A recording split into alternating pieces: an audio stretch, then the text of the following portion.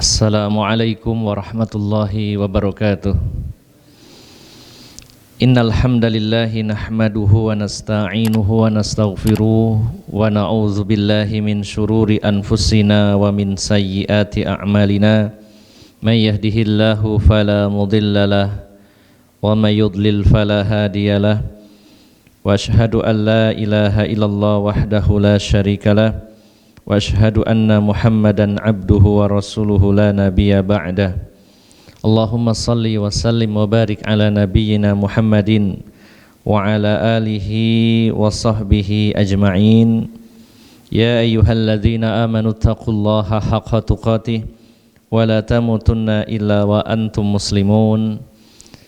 Ya ayyuhan nasu taqu rabbakumul ladzi khalaqakum min nafsin wahidah wa khalaqa minha zawjaha wa batha minhuma rijalan katsiran wa nisaa'a wattaqullaha alladzi tasaaluna bihi wal arham innallaha kana 'alaikum raqiba. Ya ayyuhalladzina amanu taqullaha wa qulu qawlan sadida yuslih lakum a'malakum wa yaghfir lakum dhunubakum wa may yuti'illaha wa rasulahu faqad faza fawzan 'azima amma ba'd. Fa inna asdaqal hadithi kitabullah wa khairal hadyi hadyu Muhammadin sallallahu alaihi wasallam wa syarrul umuri muhdatsatuha fa inna kulla muhdatsatin bid'ah wa kulla bid'atin dhalalah wa kulla dhalalatin finnar. Bapak-bapak dan ibu-ibu, saudara-saudari jamaah yang dimuliakan Allah Subhanahu wa taala.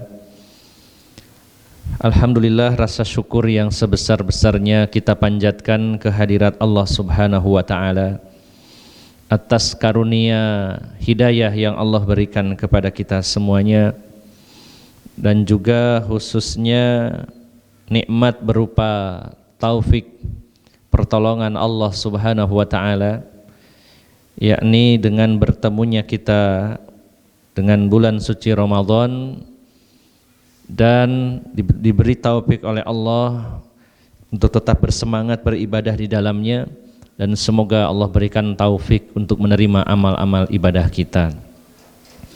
Bapak-bapak dan ibu-ibu, saudara-saudari yang dimuliakan Allah Subhanahu wa taala, salah satu langkah yang pernah dilakukan oleh para salafus salih, para pendahulu kita, terutama dari kalangan sahabat Nabi sallallahu alaihi wasallam, para tabi'in dan para tabi'ut tabi'in, adalah mereka memiliki tawakal yang tinggi, khususnya berkaitan dengan masalah ibadah.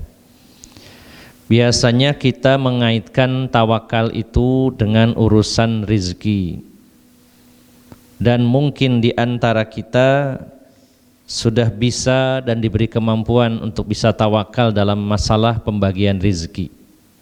Kita bisa ridho, kita bisa menyandarkan dan menggantungkan diri kepada Allah dalam urusan rizki. Namun apakah tawakal itu pernah kita kaitkan dalam urusan ibadah, dalam urusan ketaatan, sebagaimana para sahabat dulu mengaitkannya? Bapak, ibu, saudara-saudari yang dimuliakan Allah Subhanahu wa taala, seseorang untuk melakukan ketaatan kepada Allah, melakukan amal solih, melakukan ibadah, benar-benar butuh taufik pertolongan Allah Subhanahu wa taala. Maka ketika seseorang menyadari bahwa dirinya tidak bisa beribadah dan beramal soleh kecuali atas taufik dari Allah, maka tidak ada jalan lain kecuali mereka bertawakal kepada Allah Subhanahu wa taala. Terlihat dari rangkaian doa-doa yang dipanjatkan para ulama berkaitan dengan masalah Ramadan, salah satunya ada satu doa yang biasa dibacakan oleh Yahya bin Abi Katsir di antaranya.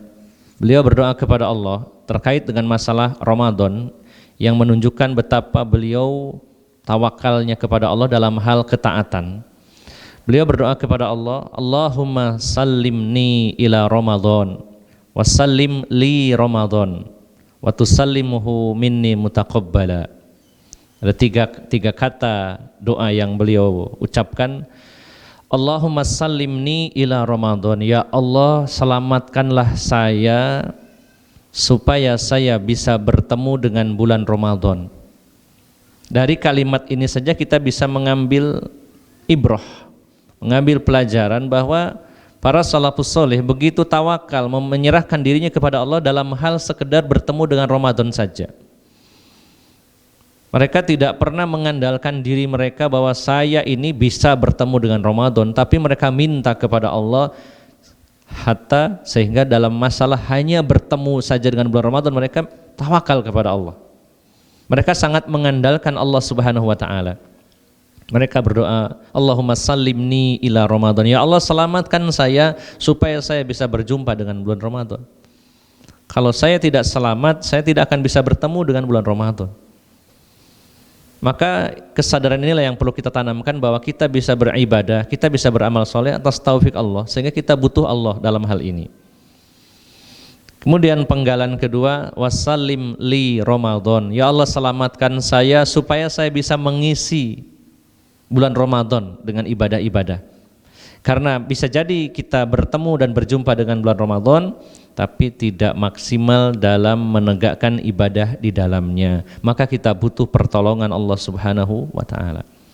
Makanya setiap orang memiliki perbedaan bagaimana dia mengisi Ramadan, tergantung dari taufik yang Allah berikan kepada siapa yang Allah kehendaki. Maka kita selalu meminta dan bertawakal kepada Allah agar Allah Subhanahu wa taala memberikan taufik kepada kita supaya kita bisa mengisi Ramadan ini dengan semaksimal mungkin ketaatan kepada Allah Subhanahu wa taala. Setelah bertemu dengan Ramadan, beribadah di dalamnya, ada satu hal lagi yang sangat kita harapkan kepada Allah, yaitu diterimanya amal kita. Sehingga ditutup, dipungkas doa itu dengan kalimat wa tusallimhu minni mutaqabbala. Ya Allah, setelah saya bertemu Ramadan, setelah saya beribadah di dalamnya, maka saya berharap kepada Engkau amalan-amalan yang saya kerjakan termasuk amalan yang diterima oleh Allah Subhanahu wa taala. Maka sebagai mukaddimah pada kajian menjelang berbuka puasa sore hari ini, kita perlu menguatkan tawakal kita kepada Allah Subhanahu wa taala dalam hal peribadatan, dalam hal amal soleh dan ketaatan kita kepada Allah Subhanahu wa taala. Kemudian Bapak Ibu, saudara-saudari yang dimuliakan Allah Subhanahu wa taala, kita berada di majelis ini di salah satu taman surganya Allah Subhanahu wa taala. Bukan sekedar mengisi waktu sambil ngabuburit, orang Sunda bilang ya, sambil menunggu datangnya waktu maghrib. Bukan hanya itu, tetapi memang kita meluangkan waktu, meluangkan kesempatan untuk berada di dalam majelis ilmu, khususnya di bulan suci Ramadan ini. Sebuah amal ketika jenisnya sama bisa jadi pahalanya berbeda karena perbedaan tempat. Salat di Masjidil Haram tentu berbeda dengan masjid yang lainnya, padahal ibadahnya sama, salat. Dan sebuah ibadah akan berbeda pahalanya walaupun jenis ibadahnya sama karena perbedaan waktu. Termasuk di bulan Ramadan ini berbeda dengan bulan-bulan yang lainnya. Maka ngaji di luar Ramadan dengan di dalam Ramadan tentu berbeda insya Allah dari sisi pahala. Maka kita memang niatkan, kita luangkan, bukan semata-mata sambil nunggu maghrib daripada nganggur. Nah, ini ada kalimat daripada nganggur, seolah-olah ngaji itu ya alternatif terakhir daripada nganggur.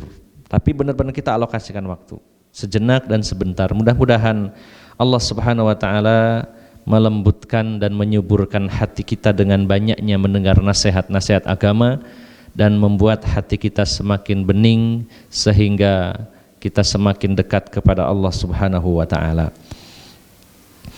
Bapak Ibu jamaah sekalian yang dimuliakan Allah Subhanahu wa taala, salah satu kiat agar kita tetap teguh dan istiqomah di jalan Allah Subhanahu wa taala adalah dengan sering membaca dan mendengar kisah para nabi dan rasul.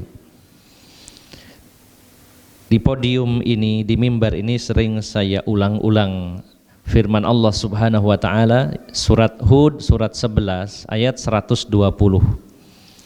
Allah berfirman, "Wa kullan naqussu 'alaika min amba'ir rusuli ma nuthabbitu bihi fuadak wa ja'aka fi hadhil haqqu wa mau'izatun wa dzikra lil mu'minin." Dan setiap kami kisahkan kepadamu dari kisah para rasul, maka dengan kisah itu kami teguhkan hatimu. Kalimat ini tidak butuh pemikiran mendalam pun kita sudah bisa menangkap bahwa dengan dibacakan kisah, memperdengarkan kisah para rasul, Allah jadikan sebagai sebab diteguhkannya hati kita di jalan Allah Subhanahu wa taala.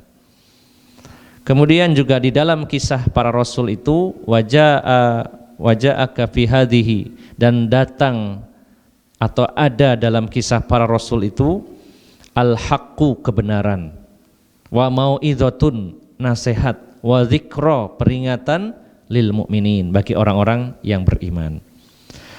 Maka Bapak Ibu jamaah sekalian, kiat-kiat istiqomah yang dijabarkan para ulama diantaranya belajar tauhid, sebagaimana firman Allah dalam surat Ibrahim ayat 27. Kemudian kiat yang kedua, gemar membaca Al-Quran dan mentadaburinya. Kemudian yang ketiga, berkumpul dengan orang-orang soleh. Dan yang keempat, membiasakan amal-amal walaupun sedikit. Kemudian juga berdoa kepada Allah untuk minta istiqomah. Kemudian juga dengan mendengar kisah-kisah para nabi dan rasul, itu semua adalah kiat-kiat agar kita istiqomah di jalan Allah Subhanahu wa taala. Maka tentu mempelajari sirah Nabi Muhammad sallallahu alaihi wasallam memiliki keutamaan yang lebih. Ketika kita mempelajari, mendengarkan, membaca kisah para rasul secara umum, maka membahas, mengkaji, mendengarkan, membaca kisah tentang Rasulullah SAW tentu lebih afdal. Kenapa? Karena para nabi dan rasul diutus secara umum selain Rasulullah, diutus kepada umat tertentu, di mana umat tertentu itu mungkin memiliki karakteristik yang khusus, memiliki sifat-sifat khusus. Sementara Rasulullah SAW diutus kepada seluruh bangsa, seluruh manusia yang memiliki latar belakang berbeda, memiliki kultur atau budaya yang berbeda, memiliki karakter sifat yang berbeda. Dengan perbedaan suhu saja orang karakternya sudah beda. Dengan perbedaan profesi saja karakter orang berbeda-beda. Maka Rasulullah SAW diutus oleh Allah Subhanahu wa taala, disiapkan oleh Allah untuk sebagai teladan contoh bagi seluruh manusia, sehingga secara karakteristik dan sifat-sifat Rasulullah lebih paripurna, lebih sempurna. Karena beliau adalah semacam pilot project, ya, jadi percontohan bagi umat manusia seluruhnya yang bisa diadopsi oleh seluruh bangsa dari karakter-karakter dan sifat-sifat Rasulullah Sallallahu Alaihi Wasallam. Nah, maka Bapak Ibu jamaah sekalian, kalau dulu kita sudah mendengar dari guru-guru kita sejak TK, SD, SMP, SMA, kuliah tentang sirah nabawiyah, kemudian kita dikenalkan oleh Allah Subhanahu wa taala dengan adanya kajian-kajian sunnah, maka kita diberikan anugerah oleh Allah bisa membaca, mendengar sirah nabawiyah secara valid. Kalau dulu hanya jarene gitu kan, begini dijelaskan sama guru-guru kita. Tapi setelah kita ngaji, maka kita tahu dalilnya betul. Oh, ini ada hadisnya, ada riwayat dari para sahabat dalam kitab ini. Sehingga kisah tentang kehidupan Rasulullah Sallallahu Alaihi Wasallam lebih valid karena jelas sumber-sumber rujukannya. Ini satu anugerah dari Allah Subhanahu Wa Taala, sehingga kita tidak menerima kisah yang tidak jelas sumbernya. Namun Bapak Ibu jamaah sekalian yang dimuliakan Allah, itu belum cukup. Kita butuh meningkatkan dan menaikkan level kita dalam memahami dan mengerti tentang sirah nabawiyah yaitu dengan mengkaji kitab-kitab tentang sirah nabawiyah secara spesifik, secara khusus lagi dalam sisi-sisi kehidupan Rasulullah SAW. Beberapa waktu yang lalu sebagian dari kita termasuk saya sudah mengkaji kitab Ghazawatur Rasuli sallallahu alaihi wasallam, di mana sirah nabawi tentang perangnya Nabi otomatis lebih spesifik dari sirah nabawiyah secara umum, lebih detail tentang bagaimana peperangan yang dilakukan Rasulullah sallallahu alaihi wasallam. Kemudian juga ada kitab lain, di antaranya kitab yang berjudul Mawaqifur Rasuli wa Ashabih. Ada terjemahannya berjudul Kapan Rasulullah itu Gembira, Tertawa, Marah, Menangis, dan Sedih. Ini menjelaskan tentang berbagai macam situasi emosional Rasulullah SAW. Itu kitab yang cukup tebal, hanya membahas tentang kapan sebenarnya Rasulullah itu berbahagia, tertawa, sedih, menangis, dan marahnya beliau. Nah, maka pada sore hari ini salah satu kitab yang juga mempelajari tentang sirah nabawi secara spesifik, yaitu kitab yang berjudul Kaifa Amalahum, yang ditulis oleh Syekh Shalih Al-Munajjid. Kitab yang sebelumnya ditulis oleh Syekh Muhammad Asy-Syahawi, yaitu kitab Mawaqifur Rasuli wa Ashabi. Maka dalam kitab yang berjudul Kaifa Amalahum ini, Syekh Shalih Munajjid, seorang ulama kondang, seorang ulama besar, beliau mengumpulkan dalil-dalil dari hadis-hadis Nabi SAW dan dari athar para sahabat Nabi. Sebenarnya bagaimana seni berinteraksi Rasulullah itu dengan berbagai macam kalangan. Beliau bagi menjadi beberapa bab. Antaranya di bagian yang pertama beliau muqaddimah dan juga menjelaskan tentang bahwasannya Rasulullah itu adalah teladan yang sempurna secara global dulu. Kemudian di bab berikutnya ada bab yaitu tentang bagaimana interaksi Rasulullah dengan orang-orang yang terdekat. Dijelaskan bab 1 tentang itu, kemudian subbabnya bagaimana interaksi Rasulullah dengan para istri beliau. Dikumpulkan riwayat-riwayat bagaimana sebenarnya sifat Rasulullah SAW.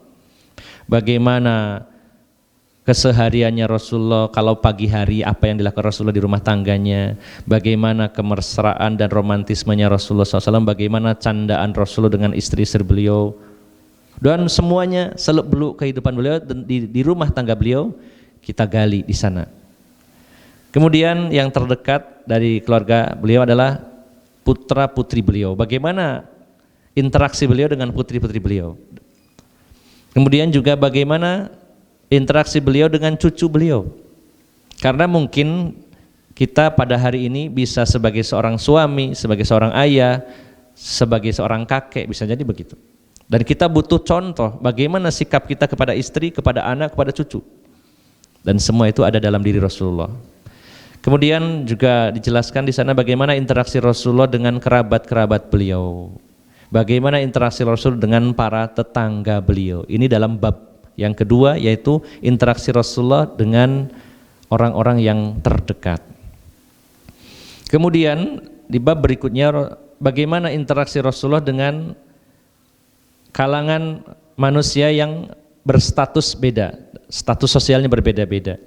Bagaimana Rasulullah bersikap kepada para pembantu, kepada karyawan, ada dibahas. Bagaimana Rasulullah itu ketika menerima tamu, bagaimana Rasulullah itu ketika bersama dengan fakir miskin, bagaimana Rasulullah itu ketika bersama orang-orang kaya, bagaimana ketika Rasulullah itu berkumpul dengan para profesional, orang-orang yang memiliki keahlian khusus, bagaimana Rasulullah itu berkumpul dengan orang-orang yang cacat.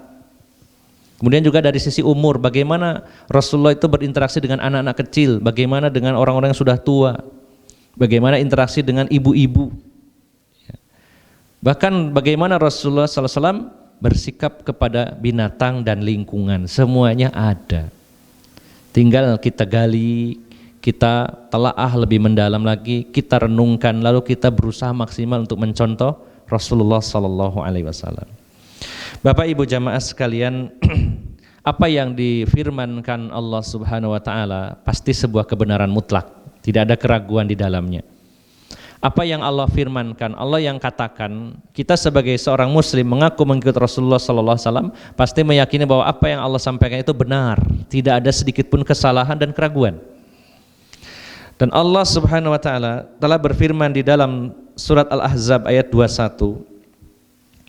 Ayatnya sudah kita hafal. Allah berfirman, laqad kana lakum fi rasulillahi uswatun hasanah liman kana yarjullaha wal yawmal akhir wa dzakarallaha katsira.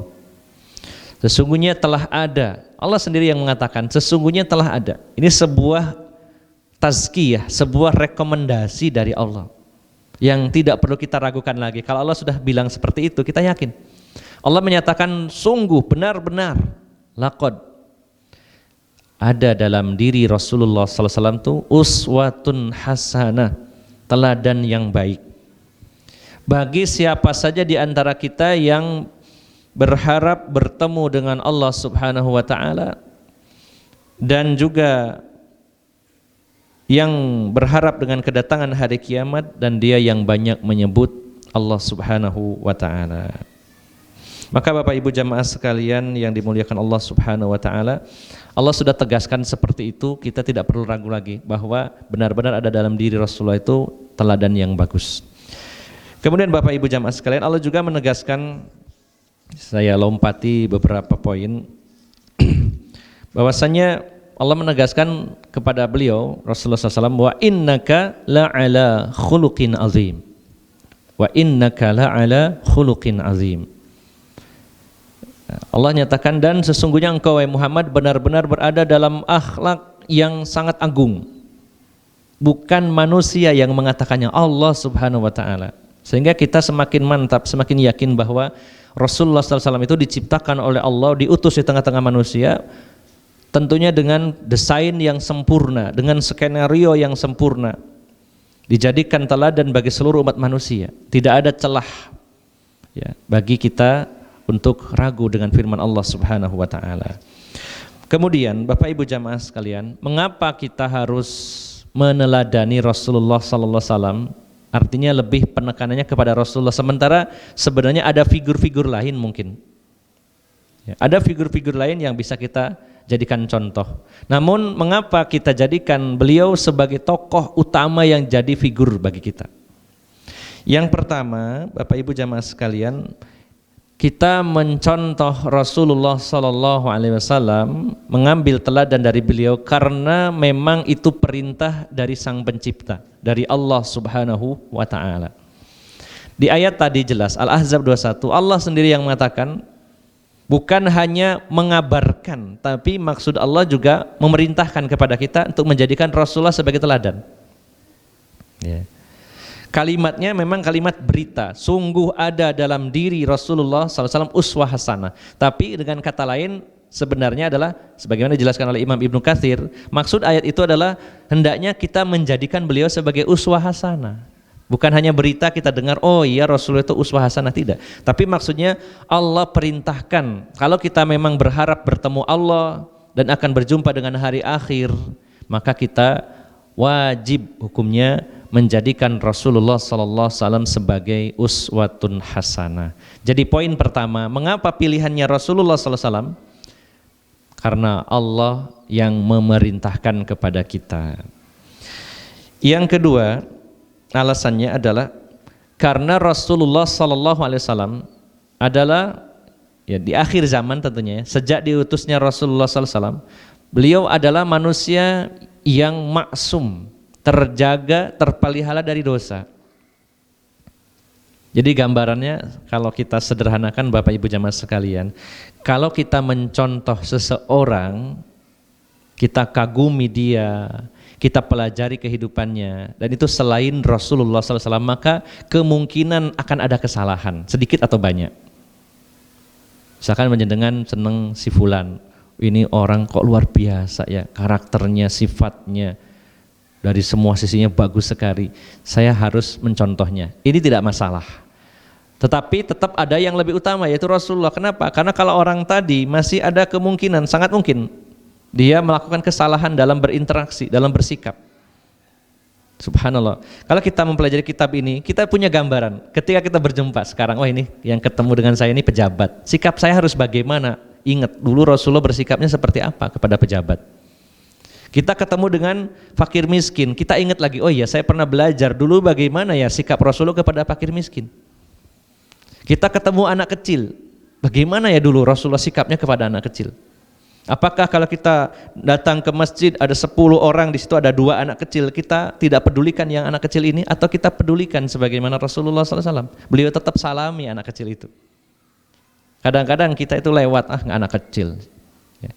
Padahal kita mengaku ingin mengikuti teladan Rasulullah SAW. Ya, Masya Allah.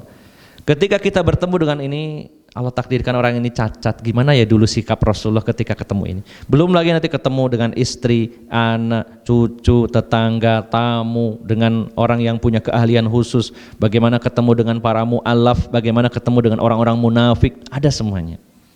Sehingga kalau kita mau belajar, setiap akan melangkah, bagaimana sih sebenarnya sebaiknya saya menempatkan diri saya di lingkungan seperti ini, dia akan merujuk kepada Rasulullah SAW. Kenapa merujuk kepada Rasulullah? Pertama perintah Allah, yang kedua beliau maksum, terjaga dari kesalahan.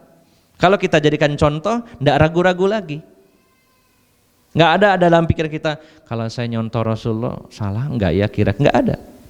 Kalau panjenengan nyontoh saya tak niru Ustadz Hermanto, bisa jadi salah, jangan dicontoh, bisa jadi. Maka apa yang bercocokan, bersesuaian dengan sikap Rasulullah itu yang diambil, yang tidak tinggalkan. Tapi kalau Rasulullah pasti akan kita yakini kebenarannya. Dan apa yang dilakukan Rasulullah bukan mengalir asal-asalan, tapi atas bimbingan wahyu Allah Subhanahu wa taala. Apa yang beliau lakukan itu adalah interpretasi dari Al-Qur'an. Ketika Ummul Mukminin Aisyah ditanya oleh para sahabat tentang akhlak Rasulullah SAW, beliau mengatakan dengan tegas, kana khuluquhul Qur'an, akhlaknya Rasulullah adalah Al-Qur'an. Dan hebatnya lagi, yang menjadi saksi mata adalah orang terdekat beliau, yaitu istri-istri beliau.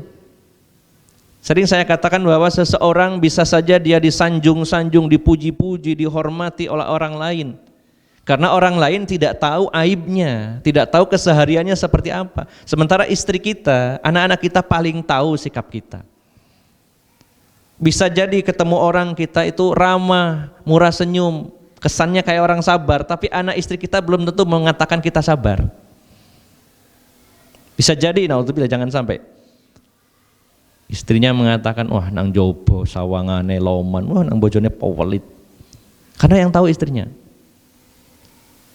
Nang jobo aluse kaya udun, ya, alus-alus tapi ngelarakno, ya.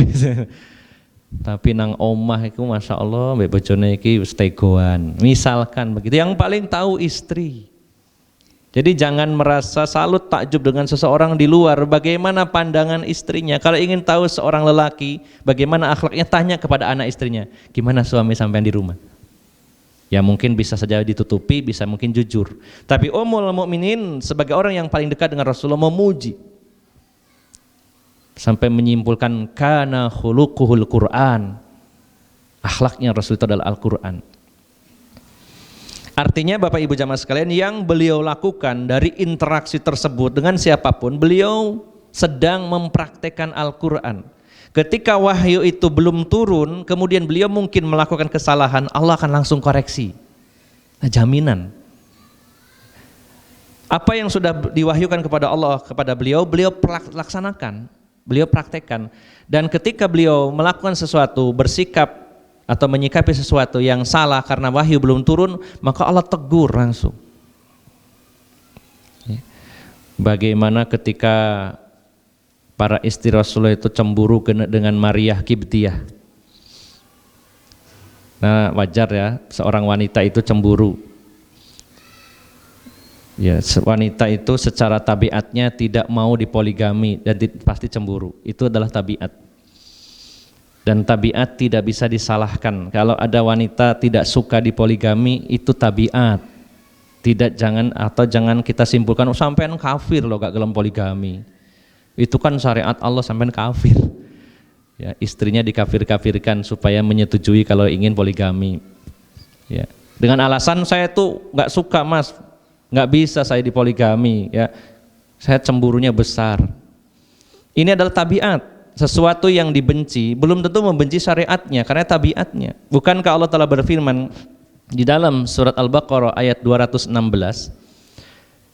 ya, Allah menyatakan kutiba alaikumul qitalu wa huwa kurhul lakum. Diwajibkan atas kalian berperang di jalan Allah, padahal perang itu sesuatu yang kamu benci. Ini tabiat manusia, nggak suka perang itu. Lantas kalau ada orang nggak suka perang terus katakan wah kamu kafir karena perang itu diperintahkan. Tidak menyebabkan seseorang itu karena secara tabiatnya membenci sesuatu lalu dia keluar dari syariat. Wanita secara asal cemburu biasa, lebih besar. Maka pernah suatu kali di antara cemburu-cemburu Ummul Mukminin, terutama Aisyah radhiyallahu anha, ada beberapa kisah tentang kecemburuan beliau, di mana saat para istri Rasulullah cemburu, ada kalanya sikap Rasulullah itu mentolerir dalam arti membiarkan, ada kalanya juga Rasulullah menegur kalau itu kesalahan. Kalau cemburunya itu cemburu yang sifatnya ya, alamiah dan tidak memunculkan dosa, Rasulullah biarkan, Rasulullah memaklumi. Tapi kalau muncul dosa, Rasulullah tegur. Bagaimana ketika Aisyah radhiyallahu anha sedang bersama Rasulullah sallallahu alaihi wasallam, kemudian pelayannya Ummu Salamah membawa masakan, datang, wahai Rasulullah, ini ada hidangan menu enak yang buat salah satu istri engkau yaitu Ummu Salamah, di hadapan Aisyah. Aisyah marah, ditampel piringnya, sampai pecah. Ya, pecah, ini luar biasa. Tapi Rasulullah memunguti ya makanan dan piring yang pecah tadi sambil ngomong ibumu sedang cemburu, dibiarkan karena itu alamiah. Tapi ketika Rasulullah SAW menikahi Sofiyah bintu Huyai seusai perang Khaybar, pulang berangkat sendirian, pulang bawa istri baru, pasti shock istrinya walaupun Ummul Mukminin. Maka Aisyah mengatakan Sofiyah itu pendek. Nah, di situ ada dosa karena ghibah. Maka Rasulullah marah dan beliau negor, wahai Aisyah, seandainya ucapanmu itu dilarutkan di air, lautan, samudra seluruh dunia, pasti akan tercemar dengan ucapanmu. Hanya mengatakan Sofia pendek, apalagi mengatakannya lebih dari itu, wis pendek, kriwul, ireng, wah wis diborong ya, lebih besar lagi dosanya. Maka kecemburuan dari istri-istri Rasulullah ada yang dibiarkan, ada yang ditegur kalau di situ ternyata salah, ada dosa di sana. Bahkan yang unik lagi ketika para istri Rasulullah itu cemburu kepada Maria Qibtiyah, karena Rasulullah itu ketika beliau wafat istri beliau 9. Maka salah satu kebiasaan Rasulullah selesai sholat subuh beliau berzikir di masjid sampai terbitnya terbitnya matahari. Kemudian setelah itu sholat sunnah, kemudian beliau keliling ke semua istrinya, didatangi satu persatu, mengucapkan salam, kemudian nanya kabar. Setelah itu pindah lagi ke istri yang lain, baru setelah itu akan tinggal di rumah istri yang menjadi giliran beliau. Nah, maka setiap hari begitu. Nah, Maria Qibtiyah ini berada di ujung kota Madinah tinggalnya, agak jauh dari istri-istri yang lainnya, dan setiap Rasulullah berkunjung selalu disuguhi madu. Dikasih madu, minuman berupa madu. Rasulullah suka meminumnya.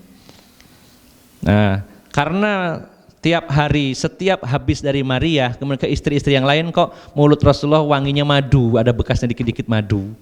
Maka para madunya ini tidak terima. Ya, wah ini spesial sekali tiap hari dikasih. Ya. Maka Aisyah radhiyallahu anha berunding dengan para istri yang lainnya, gini aja, ya, kita kalau ketemu Rasulullah, kemudian di mulut beliau masih ada sisa madu, kita bilang mulutmu bau wahai Rasulullah. Sepakat istri-istri yang lain, ya gitu aja. Ya, masa ya, dikasih madu terus, kita ingin ngasih nggak ada stok juga ya, gitu misalkan begitu. Sepakat akhirnya. Maka ketika Rasulullah habis minum madu di rumahnya Maria Qibtiyah, keliling kepada istri yang lainnya, semua istrinya, beberapa istrinya mengatakan, wahai Rasulullah, mulut anda itu bau. Rasulullah mikir, sampai beliau itu berada di pojokan Madinah untuk merenung, mikir, gara-gara madu istri-istri saya bilang mulut saya bau. Apa sebaiknya madu itu saya haramkan aja ya? Maka sebelum diharamkan Allah turunkan surat At-Tahrim. Ya ayuhan nabiyyu lima tuharrimu ma ahallallah. Wahai nabi, ya, mengapa engkau mengharamkan sesuatu yang aku halalkan? Oh, baru niat saja Allah tegur. Baru niat saja udah Allah tegur. Madu itu enak, halal, kenapa mau kamu haramkan? Ya, gara-gara ibtigho amardati azwajik, apa karena mencari ridho istri-istrimu wahai Muhammad? Hati-hati Muhammad, jangan diharamkan, ini halal. Nah, maka Bapak Ibu jamaah sekalian, kenapa Rasulullah kita jadikan teladan? Karena yang pertama perintah Allah, yang kedua beliau maksum. Beliau melakukan sesuatu, mengatakan sesuatu berdasarkan wahyu. Kalau wahyu belum sampai kepada beliau dan beliau ternyata ada kesalahan, langsung Allah tegur, langsung Allah koreksi. Maka aman juga. Maka alangkah baiknya kalau kita mengambil figur contoh orang yang ada jaminan keamanan tentang kebaikannya, tidak diragukan lagi karena tidak ada kesalahan di dalamnya, yaitu Rasulullah Muhammad sallallahu alaihi wasallam. Kemudian saya persingkat lagi. Kenapa kita harus mengambil Rasulullah sebagai contoh? Karena kehidupan Rasul itu mengandung hikmah yang besar. Ya. Dalam segala hal, dalam segala urusan, kehidupan Rasulullah mengandung hikmah yang besar. Kemudian juga alasannya meneladani Rasulullah adalah salah satu merupakan syarat untuk mencapai kemenangan. Ya. Dan yang terakhir, Rasulullah itu adalah teladan dalam segala situasi dan kondisi. Sudah lengkap. Ketika sekarang pun kita akan bersikap bagaimana sikap kita, maka kita kalau belajar maka tahu oh Rasulullah sikapnya seperti apa. Ya. Dalam hal apapun, bahkan ketika kita ngaji, gimana ya dulu Rasulullah mengajarkan sikap kita waktu ngaji? Ada.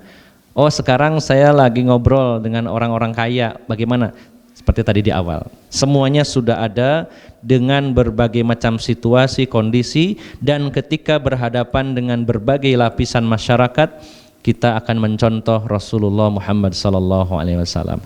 Namun kesimpulan dari semua itu Bapak Ibu sekalian, bahwa hampir semua situasi, kondisi, dan kepada siapapun Rasul bertemu, maka poin satu yang dikedepankan Rasul adalah kelembutan. Ya, kelembutan. Sebagaimana Allah berfirman, fa bima rahmatin minallahi lintalahum walau kunta faddan ghalidhal qalbi lan faddu min haulik. Karena rahmat Allah lah engkau wahai Muhammad memiliki sikap yang lembut kepada mereka. Seandainya kamu itu kasar dan keras hati, pasti mereka akan menjauh dari engkau. Maka bertemu dengan siapapun, berjumpa dengan lapisan manapun di tengah-tengah masyarakat kita, maka sikap yang paling menonjol dari diri Rasulullah SAW adalah kelemah lembutan, ya, kesopanan, kemudian kerendahan hati Rasulullah Muhammad sallallahu alaihi wasallam. Dan itu semua Bapak Ibu jamaah sekalian, setelah kita fahami, kita pelajari, kita renungkan, kita latih. Kita latih. Kalau tidak dimulai, selamanya akan tidak bisa. Kalau selama ini kita ketemu dengan saudara kita menerapkan godul basor, ketemu temannya ya seludur gitu. Ya, padahal godul basor adalah kepada lawan jenis yang bukan mahram. Ya, tapi kalau kepada saudaranya jangan godul basor, jangan menundukkan pandangan. Justru halus menghadapkan wajah kita. Kalau selama ini kita seludur ketemu teman, kita mulai latih. Gimana caranya supaya saya ketemu senyum. Senyum. Setelah senyum menyapa, salaman, ya, dan seterusnya. Itu butuh pembiasaan. Kalau tidak kita mulai, selamanya kita akan seperti itu. Seringkali kita berprinsip, aku ini wis keras, gak iso di apa-apa, no. Bisa, insya Allah. Ya, kita memohon kepada Allah Subhanahu Wa Taala supaya diberi kelemah lembutan sebagaimana Rasulullah Muhammad Sallallahu Alaihi Wasallam. Bapak Ibu jamaah sekalian, ini baru prolog saja, baru permukaan saja. Masih banyak mutiara-mutiara hikmah yang bisa kita ambil, kita gali dari kehidupan Rasulullah sallallahu alaihi wasallam, terutama tentang bagaimana seni berinteraksi beliau dengan berbagai lapisan masyarakat. Insyaallah pada pertemuan yang lain kita lanjutkan, dan boleh jadi mungkin di luar Ramadan kita lanjutkan kajian kitab tersebut dengan harapan ada perubahan besar dalam akhlak kita, lebih mengarah kepada akhlak Rasulullah Muhammad sallallahu alaihi wasallam. Karena dibatasi waktu sudah lebih 6 menit, saya mohon maaf yang sebesar-besarnya. Kita akan persiapan untuk berbuka dan sholat maghrib berjamaah. Saya cukupkan sampai di sini, semoga bermanfaat dan mohon maaf atas segala kekurangan. Aqulu qauli hadza wa astaghfirullah li wa lakum wa akhiru da'wana anil hamdulillahi rabbil alamin. Subhanakallahumma wa bihamdika asyhadu an la ilaha illa anta astaghfiruka wa atubu ilaik. Wassalamualaikum warahmatullahi wabarakatuh.